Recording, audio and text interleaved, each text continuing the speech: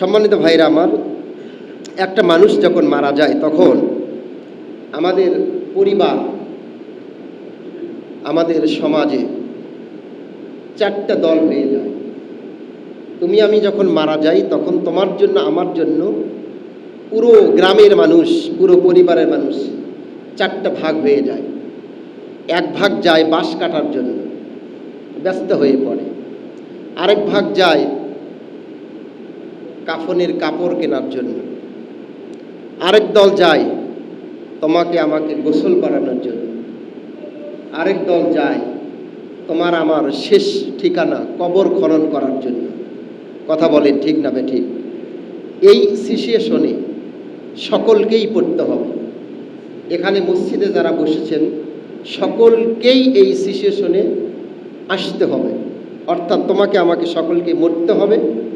মরার পরে তোমাকে আমাকে নিয়েও এই চার শ্রেণীর মানুষ এই চারটি কাজে ব্যস্ত থাকবে। সুতরাং যেহেতু তোমার আমার মৃত্যু হবে, সুতরাং সেই মৃত্যুর জন্য তোমাকে আমাকে দুনিয়াতেই কাজ করে যেতে হবে ইনশাআল্লাহ।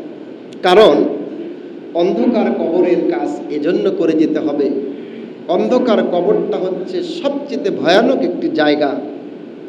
আল্লাহ রাসূল সাল্লাল্লাহু আলাইহি সাল্লাম বলেছে, আল কবরু রাউজাতুন মিন রিয়াজিল জান্নাহ আও হুফরাতুম মিন হুফারিন নার। কবর এমন একটি জায়গা যেটা কারো জন্য হবে জান্নাতের টুকরা, কারো জন্য হবে জাহান্নামের টুকরা।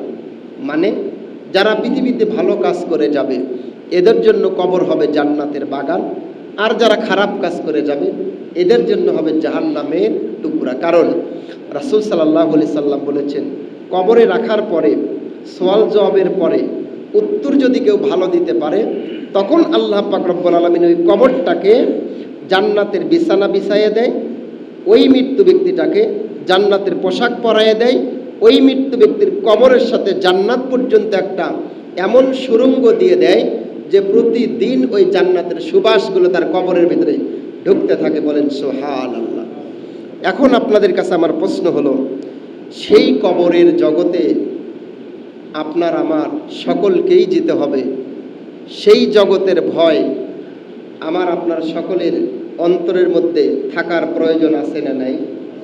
সম্মানিত ভাইয়েরা, ভালো করে শোনেন।